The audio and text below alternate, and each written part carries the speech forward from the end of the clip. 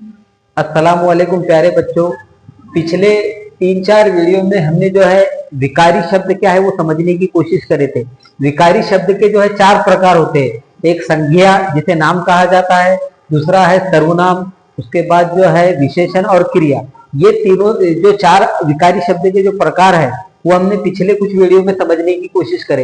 अब हम जो शब्दों का दूसरा जो प्रकार है जिसे अविकारी शब्द कहा जाता है वो हम यहाँ पर अब क्या करेंगे, समझने की कोशिश करेंगे। देखो यहाँ पर अविकारी शब्द किसे कहा जाता है, तो 4 मिसालें जो तुम्हारे सामने लिखी हुई है, इसे अच्छी तरीके से समझेंगे तो खुद ब खुद तुम्हें अविकारी शब्द किसे कहा जाता है ये समझ में आ जाएगा। जैसा पहली मिसाल है, लड़का अचानक चला गया। यहाँ पर लड़का अचानक चला गया। और यहाँ पर दूसरी मिसाल में लड़की अचानक चली गई, लड़की अचानक चली गई। तीसरी मिसाल में लड़के अचानक चले गए। और चौथी मिसाल में लड़कियां अचानक चली गई।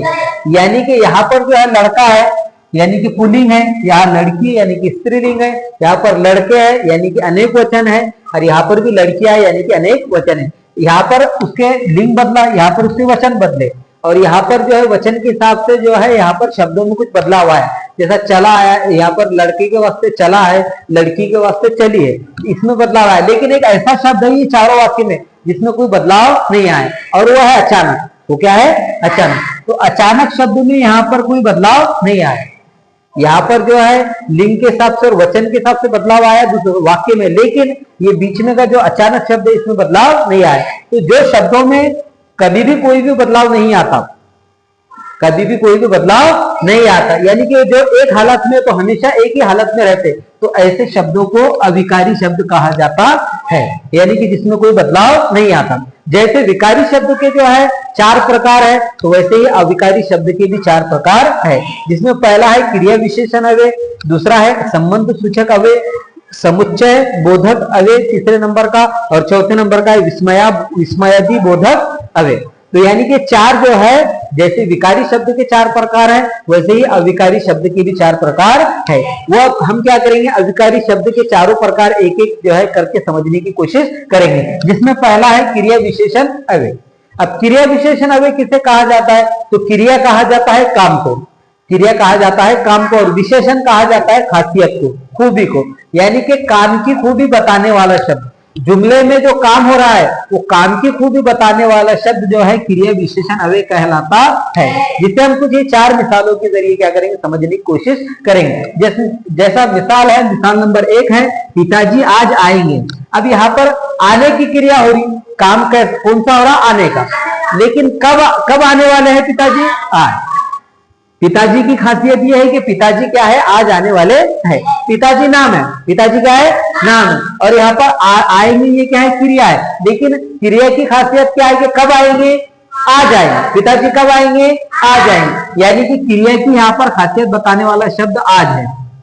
क्रिया की खासियत बताने वाला शब्द क्या है, आज है। तो क्रिया विशेषण यानी कि जुमले में, जुमले के अंदर या वाक्य के अंदर जो भी शब्द क्रिया की खासियत बताता, यानी कि काम की खूबी बताता, उसे क्रिया विशेषण अव्यय कहा जाता है। अब यहाँ पर दूसरी मिसाल में शेर दूर खड़ा हुआ है। अब यहाँ पर क्रिया हो रही खड़े रहने की, क्रिया कौन सी हो रही, खड़े रहने की, काम कौन सा हो रहा, खड़े रहने का, लेकिन कैसा खड़ा है वो, दूर। कैसा खड़ा है, शेर नाम है, शेर क्या है, नाम। शेर कहाँ खड़ा है, दूर खड़ा है, शेर कहाँ खड़ा है, दूर खड़ा है। तो इसलिए जो है यहाँ पर ये वाक्य में क्रिया विशेषण अव्यय क्या है, दूर। क्रिया विशेषण अव्यय क्या है, दूर, यानी कि दूर क्या है, ये जो क्रिया है उसकी खासियत बताने वाला शब्द है। अब मिसाल नंबर 3, मिसाल नंबर 3 है, पानी धीरे धीरे बरस रहा है। अब यहाँ पर जो है क्रिया बरसने की हो रही है, यानी कि बरस रहा है, यानी कि बरसने की क्रिया यहाँ पर हो रही है, काम बरसने का हो रहा है, लेकिन काम किस तरीके से हो रहा है, काम की खासियत क्या है, धीरे धीरे, धीरे धीरे। तो इस शब्द को जो है क्रिया विशेषण अव्यय कहा जाता है, यानी कि जो काम की खासियत जुमले में बताता उसे क्रिया विशेषण अव्यय कहा जाता है। अब आगे है, उसने भूख से अधिक खाया। यहाँ पर खाने की क्रिया है, क्रिया काय की है, खाने, लेकिन खाया कितना उन्हें, अधिक, यानी कि खासियत क्या है कि भूख से अधिक खाया उन्हें, तो इसलिए क्या है, अधिक क्या है यहाँ पर क्रिया विशेषण अव्यय। इस तरीके से क्रिया विशेषण अव्यय के जो है मतलब क्रिया विशेषण अव्यय की मिसालें हैं। और क्रिया विशेषण अव्यय जो है किसे कहा जाता है, जो वाक्य में काम की खासियत बताता है। ऐसे शब्द को क्रिया विशेषण अव्यय कहा जाता है।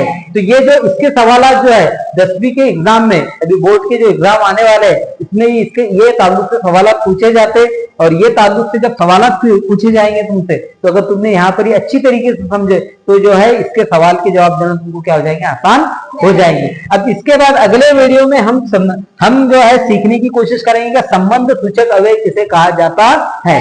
संबंध यानी कि रिलेशन, संबंध यानी कि रिलेशन, ताल्लुक, तो उसको जो है हम अगले वीडियो में क्या करेंगे, समझने की कोशिश करेंगे। और उसके अलावा जो है ये वीडियो बार बार देखो और अपने दोस्तों रिश्तेदारों में शेयर भी करो और लाइक और सब्सक्राइब भी करो।